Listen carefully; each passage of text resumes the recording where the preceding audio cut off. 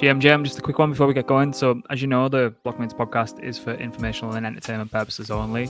Certainly shouldn't be considered as financial advice. We have absolutely no idea what we're talking about half the time. So, any investment decision you do make should be based on your own research and your own understanding of the risks involved. One more thing as well, there's around 50% of people who listen regularly who aren't subscribed yet. So, if you please could just do us a favor and hit the subscribe or the follow button or the like button, helps content grow, helps us grow, helps it reach more people like yourselves, and it means the world to us as well. So that's the last I'll ask of you. So yeah, let's get to the episode. Right, welcome back. Me and 563 have already just recorded a podcast offer about Thorchain, Lazarus Group trying to OTC $1 billion worth of Monero and Zcash and all sorts of fun stuff. So, but yeah, how are you doing, sir? Welcome. Doing good, man. Happy to be here. Yeah, we were just saying we need to both show up and get on with the show now because we've actually got something interesting to talk about. So we were throwing ideas back and forth since the last episode that we recorded with the Privy guys, and we both were really stuck on the idea of how kind of blockchains are evolving, like from what was once, if we think back to Bitcoin, just peer-to-peer electronic cash, and now we're starting to see the evolution of L2s and super chains and app chains and some hybrid models that we might touch upon later in the show. But so it's kind of crazy landscape that we want to touch on. I'm sure there'll be plenty of tangents and plenty of waffling on from me. But yeah, how should we start? Yeah, I mean, there's really so many different rabbit holes we can go down, but I guess we can do like a really quick high-level history of how we got to where we are today. So yeah, like you said, Bitcoin peer-to-peer electric cash, you can transfer cash from one person to another just by connecting to the network. And then Ethereum, with these smart contracts, you can not only transfer money, you can also transfer data and code. And yeah, now it's just evolved, obviously, and we can talk through the benefits and detriments of different chains and different strategies. But yeah, let's just start there, man.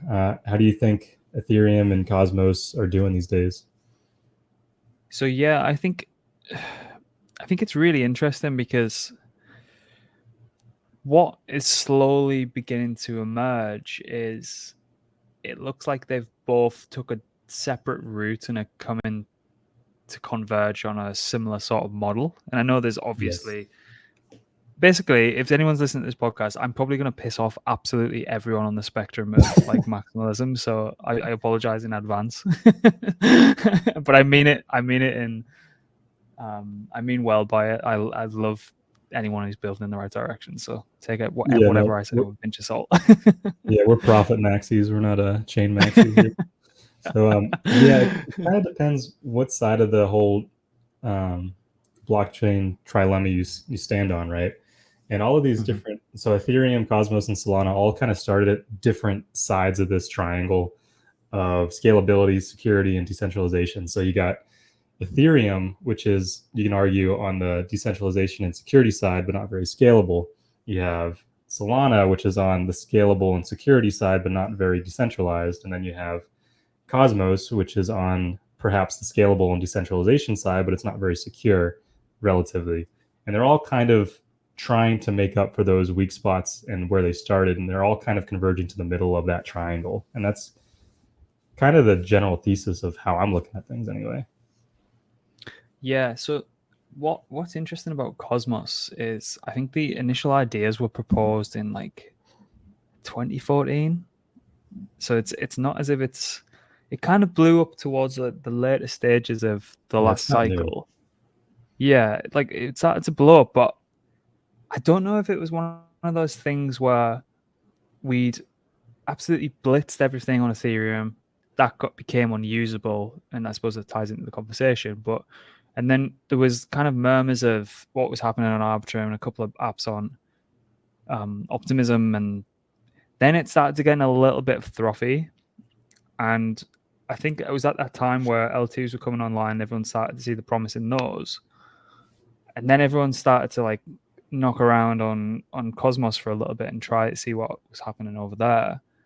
But I don't know if that was just, right, we've tried everything else. Is there any opportunity here? And like we were just scavenging for the last remnants of any profit in the tail end of a bull market, or whether Ethereum kind of validated what Cosmos is built towards with its kind of internet of blockchains and purposely built chains for purposely built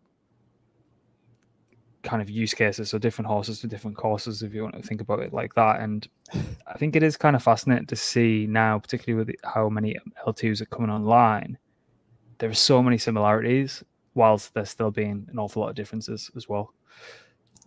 Yeah, I mean, you can kind of look at it both ways. Like if you go back a little farther, you had Ethereum that was unusable because of the congestion on the chain. So like Binance Smart Chain came online and just offered super cheap transactions. So everyone just went and forked everything from Ethereum and put it on BNB chain and then did all the Ponzi's over there because it was super cheap.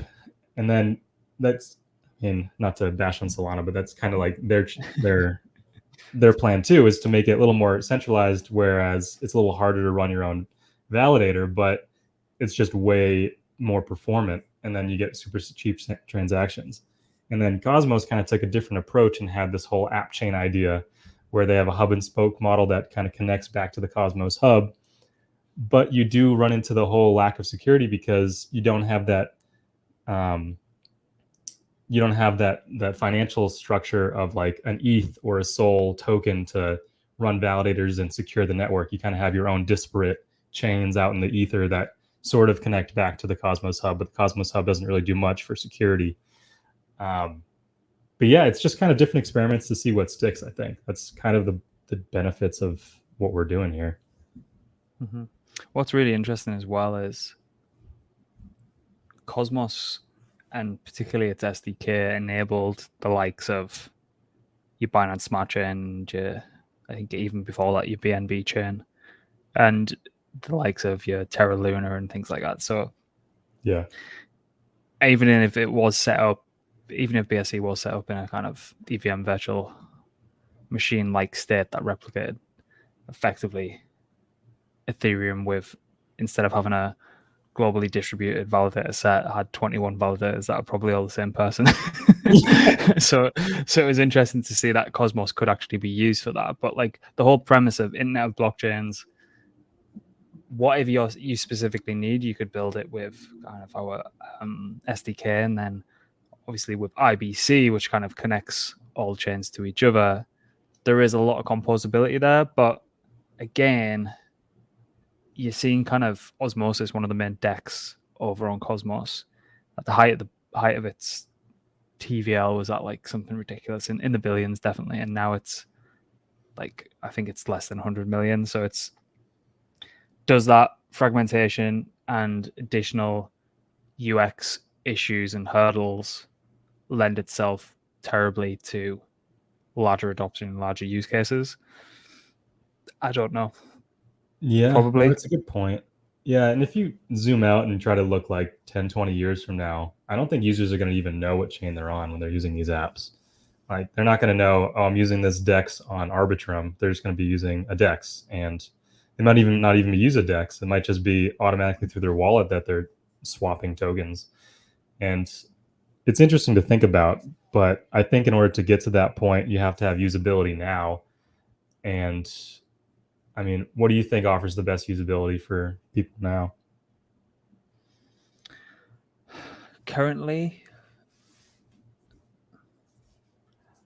I think what's interesting, on your point of when Ethereum gas spiked and was too cost prohibitive for the average user, at one point PancakeSwap was doing more transactions per day than Ethereum. Wow. And this was, I'm not an Ethereum, more than Uniswap, sorry.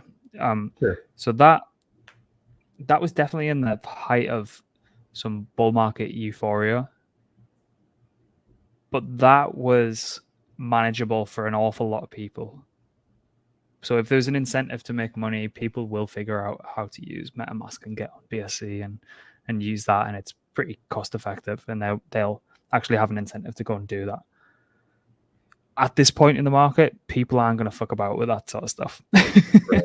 And like that, the last chat we had with the Privy guys, they're kind of building towards a world where, exactly as you just said, I'm using the internet now. I'm running Google Chrome, Google Docs. I don't have a fucking clue how all that works. I have absolutely no idea, and you're certainly not kind of maximalist about it. So, and Right. like, hopefully, we get to a point where it is something akin to that. But I think at this present time, your best and most user-friendly networks to use are your cost-effective chains. But then I suppose on the flip side, my counter argument to my own argument would be, well, why isn't everyone using Solana? Yeah, I mean, you kind of have to run like a cost-benefit analysis if you're like a big investor here, because yeah, it's easier to transact, but maybe there's more risk in a more centralized blockchain. Maybe that risk is really small. Maybe it's like a 1% risk, but that you have to factor that in somehow. So I could see you in like super bearish times when something that's less secure or less decentralized, it could fall off maybe. And that's the risk that people are worried about. Yeah. Do you think people, like, how much do you think people actually care about security? Because Like the everyday if they user, I did, don't think they care at all. yeah, because Like, Celsius wouldn't have happened if so. exactly. Yeah. I mean, yeah, they wouldn't have billions in deposits on Celsius and Voyager and these apps. I think people didn't really understand the risk. And to be fair, those guys are doing some shady shit behind the curtain, just because they were just giving like completely unbacked loans to these market makers and not checking their work at all. It's like, yeah, these people probably deserve prison time, but at the same time, I mean, hopefully people learn from it. But I think a lot of people are just turned off from the whole idea of crypto because of that, which is, I know some people that were just completely turned off because of that. So it's frustrating to see. Yeah. So we're seeing a lot of L2 development, and I was joking the other day saying there's going to be more L2s than actual users if we don't slow down.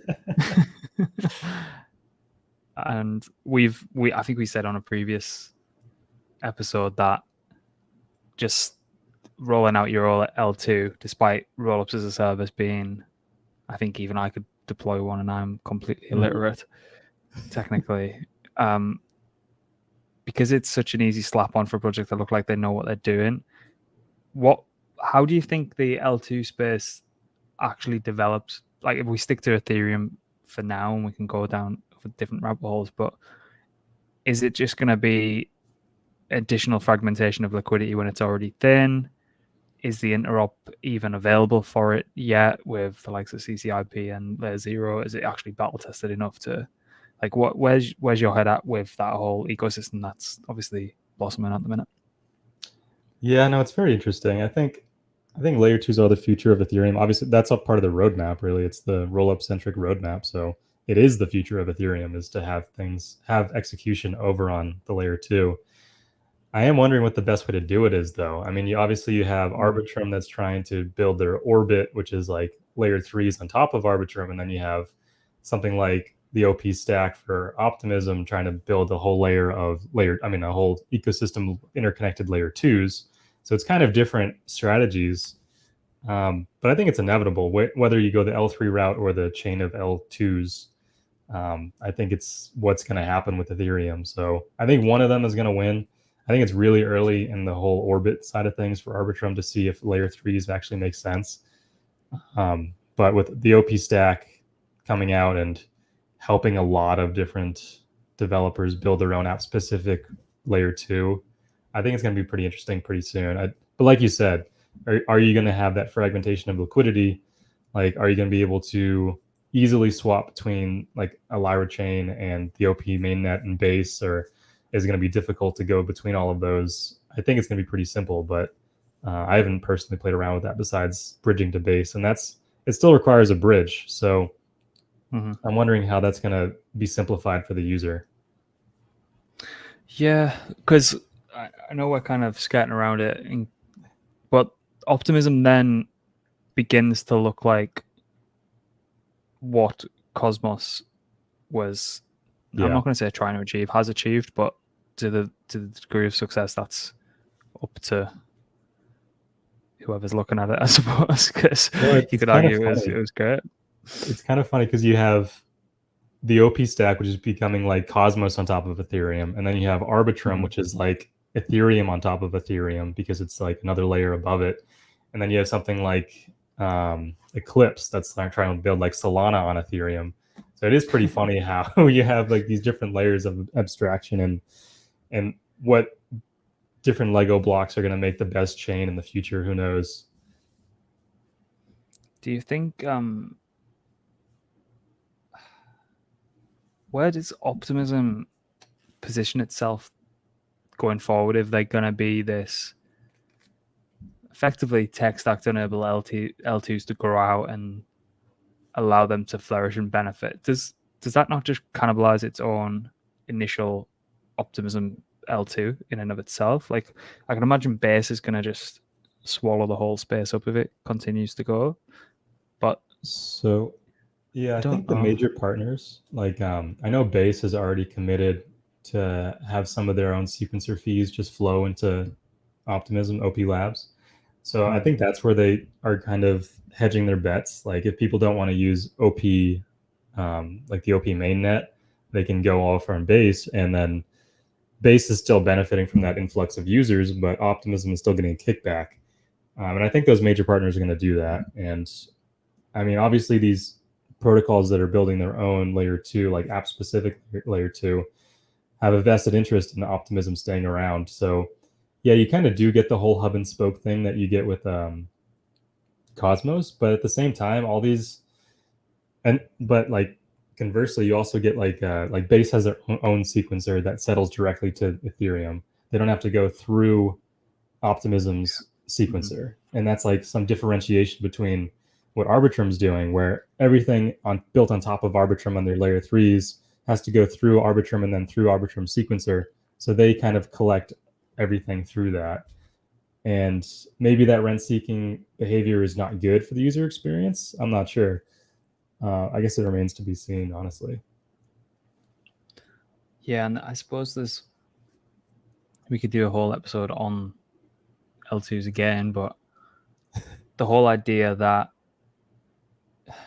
like how does one actually finalize and decentralize a sequencer? I think releasing a token is a step towards that. Yeah. But again, if you want the upgradability of being able to trust your code to run flawlessly with no bugs, I wouldn't want that. I wouldn't want to be the one signing off that final multi-sig to say that we've handed over the keys and no one's ever going to be able to touch it. I think that's too much of a risk. So, and I do get concerned that if people who are in power, who would love to come down with regulatory action, get savvy towards the idea that aspect of the L2 could be a bit more centralized, I think it's a bit of an attack vector from a regulatory perspective as well. But I don't really ever see any other way around it at this point in time.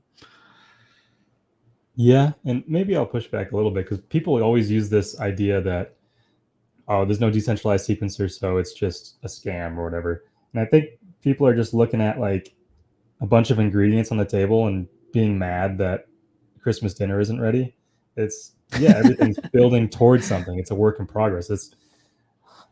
There's steps to become, they have to get product market fit, they have to get the users, they have to get the traction, and then they're building towards it, like their roadmap.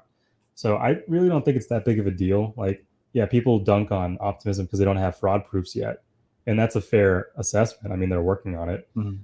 But I think, yeah, it's going to happen. And then you just don't have that straw man to attack them with anymore. And then obviously with the tokens coming out, I think that's the obvious way to decentralize, because you can kind of decide on the sequencer set based on the governance power of the token. And where you have like Ethereum securing the layer 1, maybe you have some kind of security with the layer 2 in that token. I think that's natural.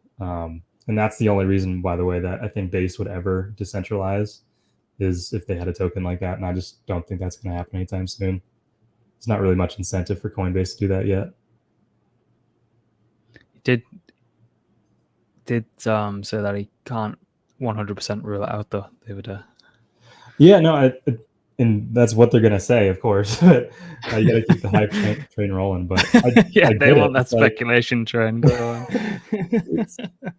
they're going to have to eventually. Like, if you look at 20 years from now, they don't want to be in charge of this chain.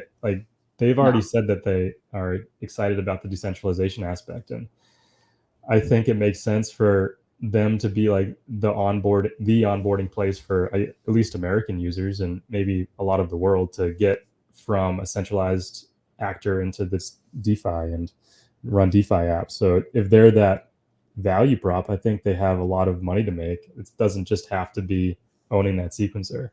They can decentralize and probably own a lot of the base token anyway. Yeah, I'm interested to see how they integrate emerging apps into their self-custody wallet.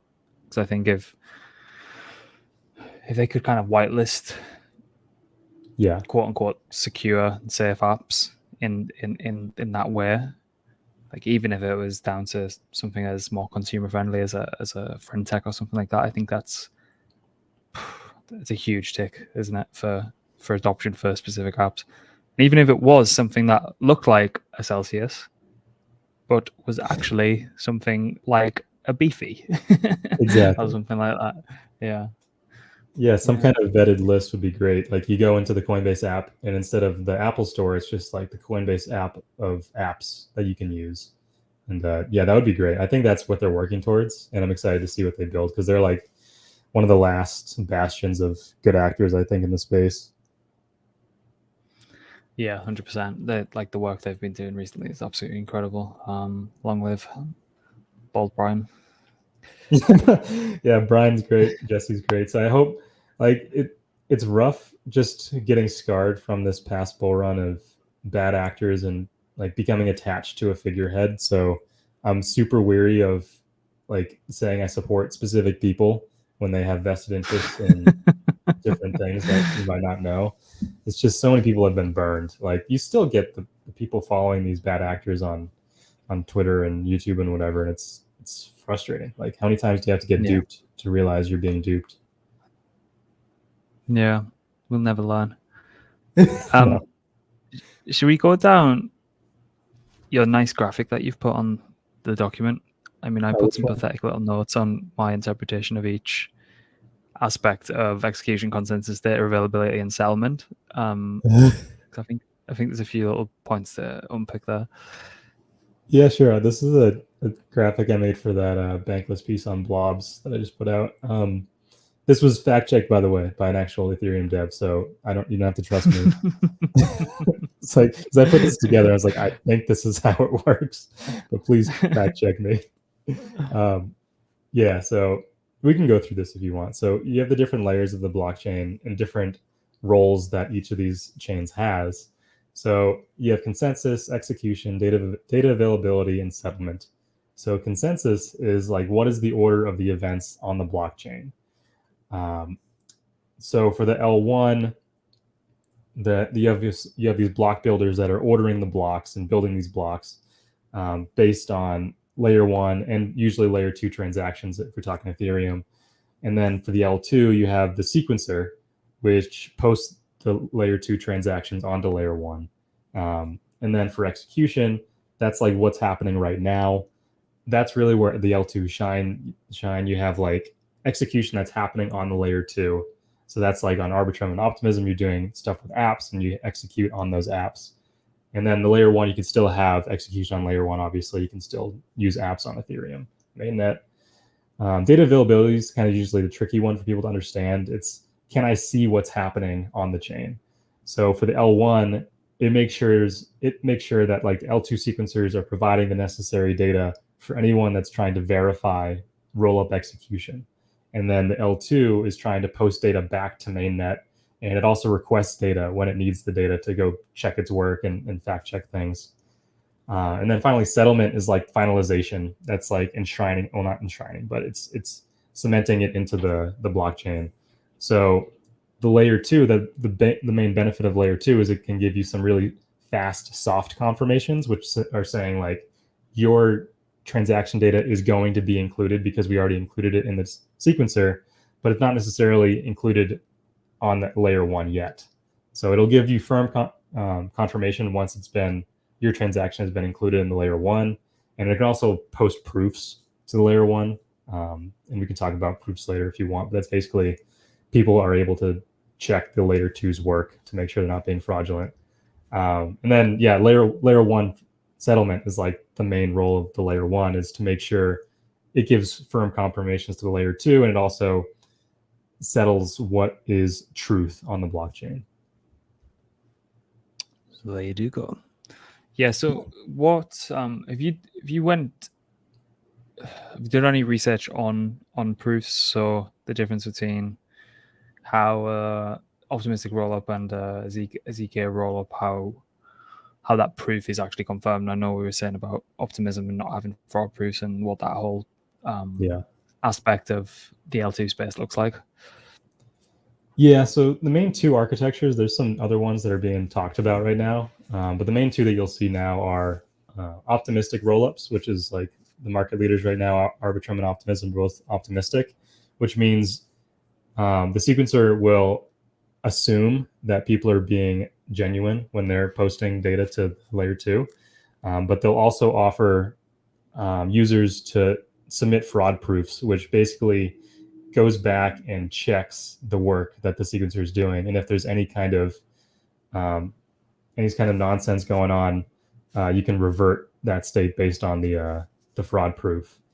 Some people don't really like that idea because you're assuming people are being good actors, but so far so good.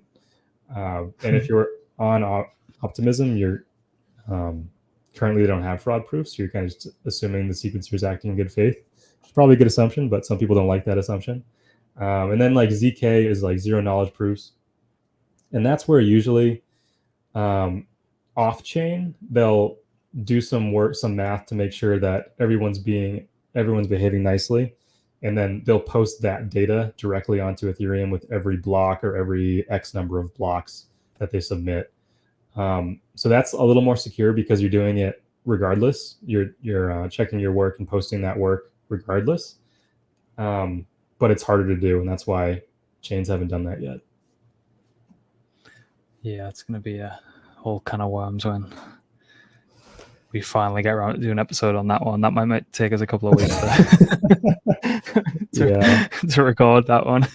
It's exciting. My understanding, so that's about all I understand about proofs. So it's a very interesting space, but it goes back to the security of the chain. And are you adding in trust assumptions when you move up to another layer, which you are, but it makes the ease of use a lot better. And you are submitting the settlement to the final layer of mainnet, which is very secure.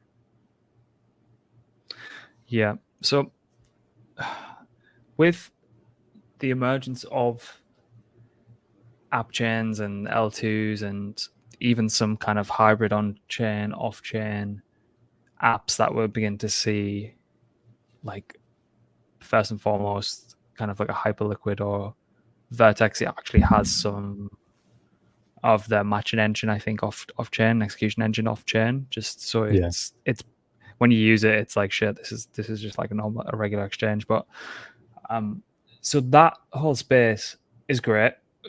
We've spoke about potential roadblocks with fragmentation of liquidity, particularly at this point in the market where it is you can buy a couple of grand's worth of a token, even on like a really liquid DEX, and you're still getting hammered with slippage. Yeah. So the interop between the two, I know CCIP from Chainlink and Layer Zero are looking like they're kind of de facto interop players here. But are we at a point where this is completely battle tested? How long till it's truly fully interop? Cosmos said it was going to be like fully interop, and it was just like a pain in the ass every time you had to use bridge tokens, like after moving off osmosis. Like, I don't know. I think we've got such a large and long road to go down before we get to the promised land of people not understanding that they're actually using the blockchain. It feels like one side of the industry is moving completely away from it and abstracting away as much as possible, and then we're getting to the point of L2s and interop between app chains and things like that, where it's like, even for us who do this all day every day, it's starting to get a bit like, I have to do what now? Like, you know? Yeah, I don't know. You got any thoughts on that? no, I think the industry is moving in the right direction. I think all of this infrastructure has to be built, and apps have to be built to prove out these use cases. So I think you have to do both. And I really love what Layer Zero and Chainlink are doing with CCIP, because you need it. Because, like you said, you're getting these fragmentation of liquidity where you have like these little pockets of liquidity on different chains, and they can't necessarily always play nice between each other, or it's unclear how exactly you can bridge from chain A to chain B without going through chain C or something. And we're beginning to see the first inklings of like interconnected chains with like the first time I used Stargate, it was just so easy. And that's the power that these messaging protocols can give you. And I think it can still get better, obviously, but I think we're going to get to the point where, okay, you want to interact with, so all your money's on Ethereum, but you want to interact with this app in Solana. If you go and try to interact with it, it will just bridge it for you and do whatever you want to do on Solana. And that's just one step away from where we are now. I just think the infrastructure is being built now. So it'll happen. It's just a matter of when. That's a good little segue. And I think there was something released this week that Solana endpoints are going to be slowly integrated to Layer Zero quite soon. So you could actually see the example. Yeah. That's awesome. And there's been a bit of, not that this should happen, but there's definitely been a bit of a, what's the right word to put? Like a political infighting going on because of Jump and Wormhole. Yeah. Like, so, but it's nice to see, like, the best bridge currently to get to Solana is Mayan Finance, and that's a Jump product. And it just doesn't make sense why Solana isn't integrated into Stargate or Layer Zero as a whole when the likes of Sui and Aptos are already integrated. And if you trace back some of the cap tables for Layer Zero and Stargate, you might see some familiar faces that are also on the same cap table as some of these chains that have zero development and zero users on them. So reading between the lines of what you might make of that. So, but anyway, Layer Zero, didn't they? Did they? Oh, that's impressive, because we've I recorded a podcast with Derek, the head of research, last week. Oh, cool. That's quite an interesting one in and of itself, because they're using EigenDA for their data availability. Yeah. And obviously you've just did an amazing report on liquid restaking that we should actually use as a blueprint for one of these podcasts, I think. But yeah, it's interesting to see this full modular approach really starting to come to the fore now, which is a complete antithesis of Solana, where it's singular blockchain, monolithic. We're going to make it so fucking performant that we can handle 1 million games and 1 million large-scale transactional payments and 1 million social apps, and like it's an interesting one. How do you feel about putting the SVM on top of Ethereum? Does that kind of kill Solana's use case or value prop? What do you think? So if Eclipse get it right with this proof of concept and people build, I think it'll be kind of amazing, but it will also divide so much opinion. Because I think if you're a maximalist for the EVM, you're going to have to do some weird mental gymnastics to figure out if you like the idea of it or not. It makes all the maxis mad. Yeah. It's funny because I always, Polygon and in its early days, Matic always positioned itself as an Ethereum layer 2 scaling solution. like a Swiss Army knife of Ethereum scaling. And I think through doing that, even though there was no like true immediate benefit to Ethereum, just the whole verbiage and tone around that sentiment enabled them to get away a little bit scot-free when the alt L1 trade happened and the likes of Avalanche and Solana and a couple of other chains got so much shit, all the while kind of Polygon were just sat in the background. Like, have you seen that meme where like everyone's fighting and there's a guy just in the takeaway shop just eating his chips, like nothing's happening? So Polygon kind of got away without facing too much heat from the Ethereum community, I think. I'm pretty sure they probably still got a little bit of shit, but because they positioned themselves as trying to be maximally beneficial to Ethereum, I think they got away with that a little bit too easy. But I think if the likes of Eclipse that have just announced the execution layer is going to be using the SVM, which is Solana's virtual machine, and then they're going to be using Ethereum for settlement. They're going to be using Celestia for data availability, and I actually think they're outsourcing their fraud proofs as well. So like it's this like amalgamation of all the best qualities in their own specific domains. And from, does it kill Solana's use case? Yeah. I don't know. So you can look at it a couple different ways, right? You can think of it like a Trojan horse as like, oh, they have to develop on the SVM now, so maybe people will, they're going to make Solana apps and then just go to Solana. You can also look at it like the Solana devs can now just make apps on Eclipse and then just settle directly to Ethereum where all the users are. And you can look at it both ways. And you are transacting with ETH. So, I mean, it goes back to the security of that giant amount of ETH that's securing the network via stakers. And I think that's where most of the value is going to go. I guess you could get a little value from execution. I don't even know if you get any value from the execution of the SVM.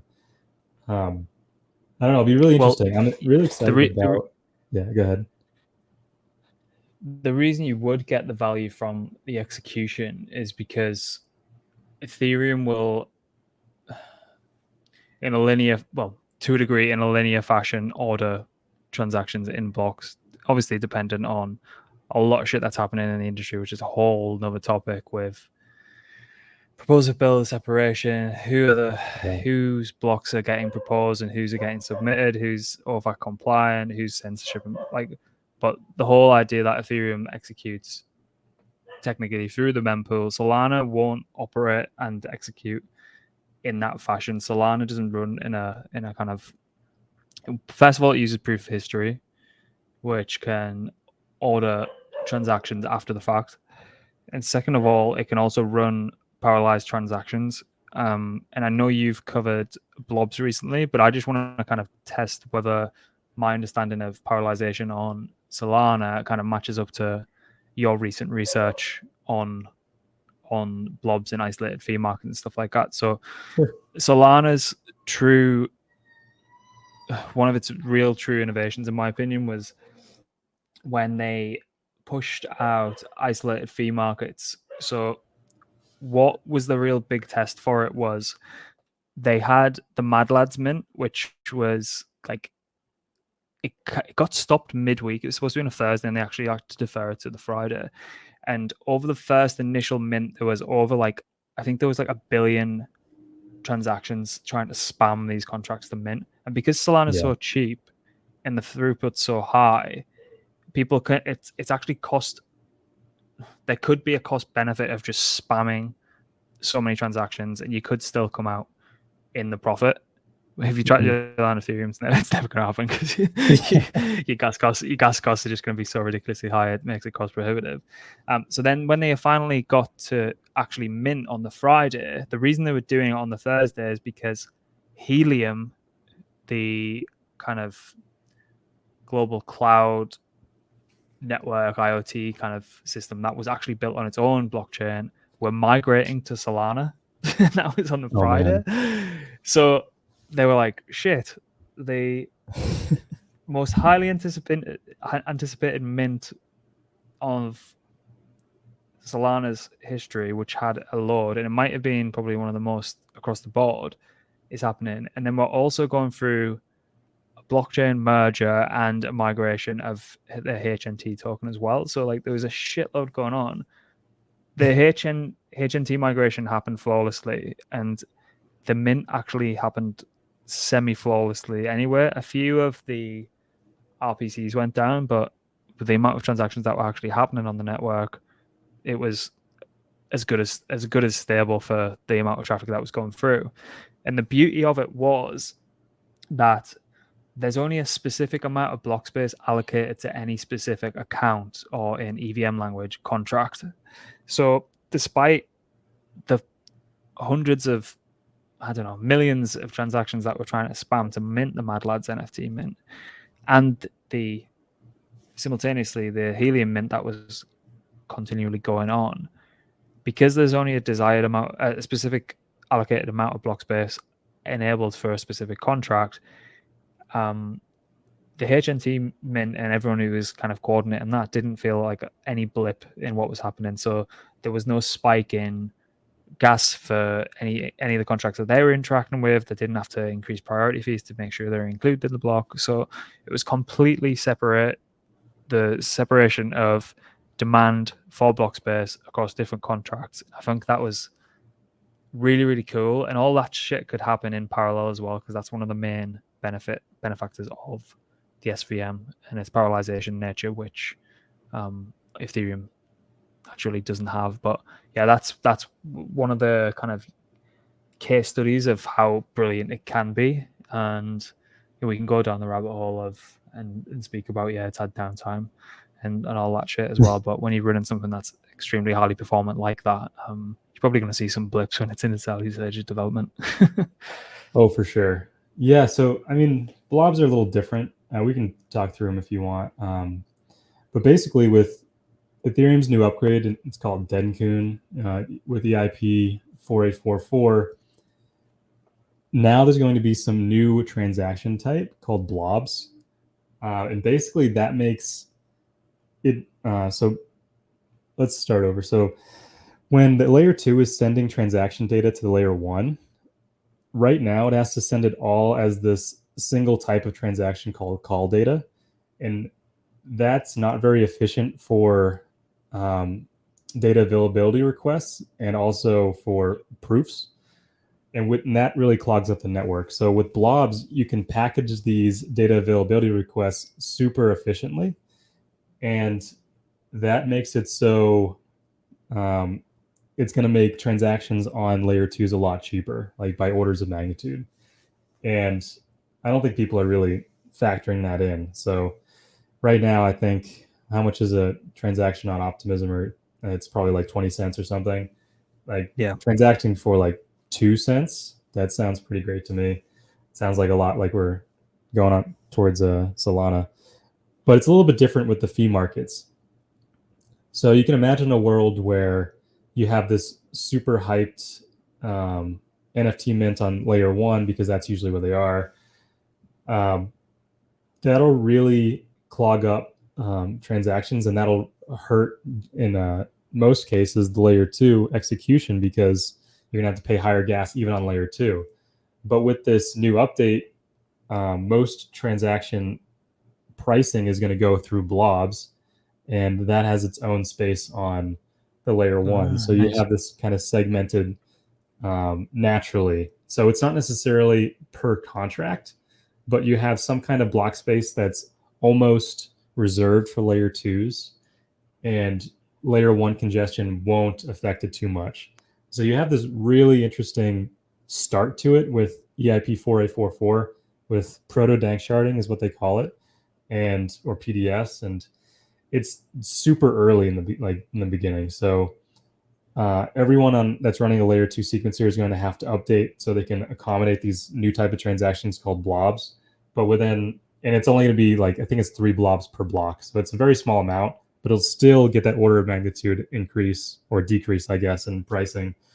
But later on, with full dang sharding and some more upgrades that are coming along, it's going to be even more. So you can be able to fit a lot more blobs into a single block. So not just 3 anymore. It's going to be way more. And I'm excited about it because, yeah, cheaper transactions. Yeah, that's so cool. So because it's cheaper to settle the data back to the L1, is the L2's cost effectively a representation of how much it's going to cost to settle the data back, and then they kind of reverse engineer the price there, so then that brings pricing down? Am I making sense with that question? Yeah. So what did like the L2s are going to charge the users for posting their data? Yeah, I think it just becomes race to zero pretty much. I think that's basically what L2s do now, is they try to offer as cheap transactions as they can, or else people go elsewhere. That's efficient market working for you. And as I was writing up that piece on blobs, the dev was pretty excited because he thought it made sense for a lot of these L2s to just sponsor all these transactions, so you just get free transactions on their L2 because it's going to be super cheap for them as like a potential way to incentivize people to use their L2. You could definitely see that happening. Yeah, for sure. If a transaction costs like a penny, maybe it makes sense for these giant projects to sponsor a few weeks, few months of free transactions. Wow, that is cool. That is really cool, actually. We got anything else to cover here? So I guess you could talk about the whole parallelization thing. That is one benefit that you get with Solana and the SVM, is Ethereum doesn't allow you to do parallelization because they don't want to mess up the state of Ethereum. They think, okay, we have this state that we have now. We have this new block that's going to change the state somehow. And once we finish that, we're in this new state. And what Solana does is really interesting, where it'll check if what you're doing is going to change which part of the state. And if 2 separate transactions aren't going to touch the same part of state, they can happen in parallel. And yeah, like you were saying, that's like night and day between what we have now and with Ethereum and what the SVM can offer. And that's kind of what sharding does, which is what Ethereum was wanting to do with their roadmap before they moved to a roll-up centric roadmap. And they still have sharding on the roadmap. It's just kind of pushed back a little bit. But yeah, I mean, if you imagine your computer had 1 core and that's all it ever had, and you just had to bump up the core, and that's just not how computing works these days. It's multi-cored, it's all multi-threaded, and that's just how machines have gone. So that's what Solana is working towards. Yeah, and we had Dan, the head of the Solana Foundation, on recently, and I asked him about Fire Dancer. Oh, yeah. It's like, so obviously Solana's known for its performance and throughput and low cost and stuff like that. And he was just saying, honestly, the stuff that they're seeing come out in the testing phase of Fire Dancer, which is kind of already getting there. And just to kind of give you an idea of what Fire Dancer is, it's a second client that's going to be on Solana. So validators can technically run both. In doing so, what they've done is effectively looked at how Solana execution is kind of performed. And the way that Dan was saying, it was always just a work in progress, always just like, we'll just iterate, we'll just build in like a productive environment. And then Jump have effectively looked at it, went away, researched it, and then just made it this hyper efficient beast that's processing hundreds of thousand transactions per second. And I was like, do you really need that level of performance? And he was like, not 99.99% of the time, probably no, but it's always good to have that capacity if we ever get to the point where it's actually relied upon. So like, I would have thought getting additional performance out of Solana would have been not an immediate issue, because one, you look at it from a skeptical point of view, it doesn't have a billion users at all. Right. TVL is really, really low. And then 2, it's like they've got a few of things that they could really figure out first, but Jump have went away and then built FireDancer. So that's going to be really, really interesting to kind of watch and see that play out. But So yeah, how does that I'm kind exactly of work with the validators? Is it kind of like restaking where you're securing that network as well as the original Solana network? yeah, you're going to be so he said for the larger validators they'll probably be just running both they'll be running both clients. For like your average hobbyist, you're probably just going to run one or the other. But I suppose the other benefit of it is if there was, for whatever reason, a bug written in the specific code that runs the client in like the traditional one, and then it's not picked up in FireDancer or vice versa, then obviously helps with stability of the network, which we all know has been a bit of a immediate issue over the I mean, past. honestly, it's been doing well past year. So yeah, like February. I think February was the last time, but they've implemented a shitload of stuff as well, which is quite interesting. But do we want to finish on any thoughts on Eclipse? I know we mentioned it a little bit. Is there anything interesting that you're seeing there? yeah, I'm just excited to see the whole modular blockchain idea and thesis play out. They've been talking about it forever. Celestia has been talking about it forever. So I'm excited to actually see it and try it out. So hopefully they get a lot of builders over there and get some good apps. And yeah, it's a cool experiment for sure. Yeah, I suppose it's, as I say, it's everyone's fighting for users at the minute. Yeah, like really, everyone is going hell for leather fighting for users. So, and it comes back to the question of what the users actually care about. right. We've kind of pointed out that they're not really security conscious, apart from if you've probably got a large bankroll. But I don't know if it's going to be a better environment for builders, and it opens the design landscape out for interesting apps. If what's not possible currently in EVM land or regular SVM land, then it could be really interesting. So I'll give it a go if there's stuff built over there, 100%. But all to be something to keep an eye on. We're going to see all sorts of wacky variations on this, aren't we? So I think so. There's going to be some slight tweaks, and then something's going to shoot up to 1 billion in TVL, and yeah, that'll be fun. Good old days. I'll even but even think about it, like Berachains should be. Yeah. I don't know if I'm supposed to say when that. No, I'm not going to say that. But whenever Berachain goes live, if it's real, so that's built using Cosmos, but that's in a EVM environment, and that uses proof of liquidity, which is an interesting concept, which we probably should cover in its own.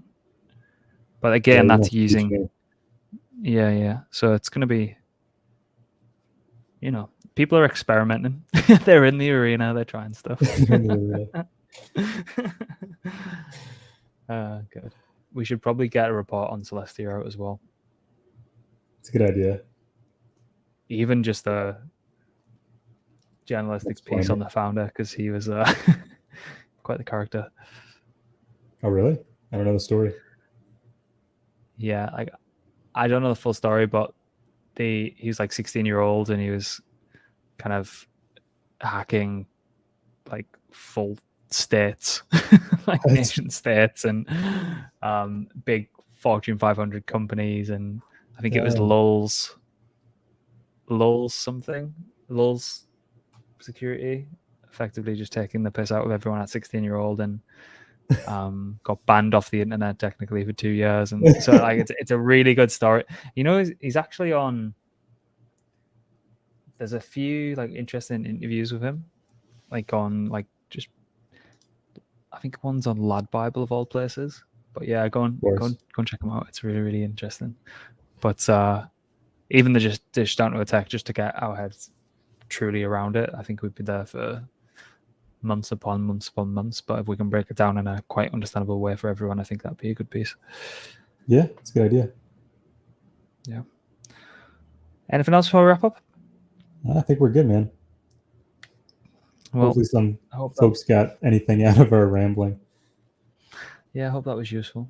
We should have recorded the 10 minutes prior. And turned it into a Thought Chain episode. But yeah, give Henry some extra work. Right.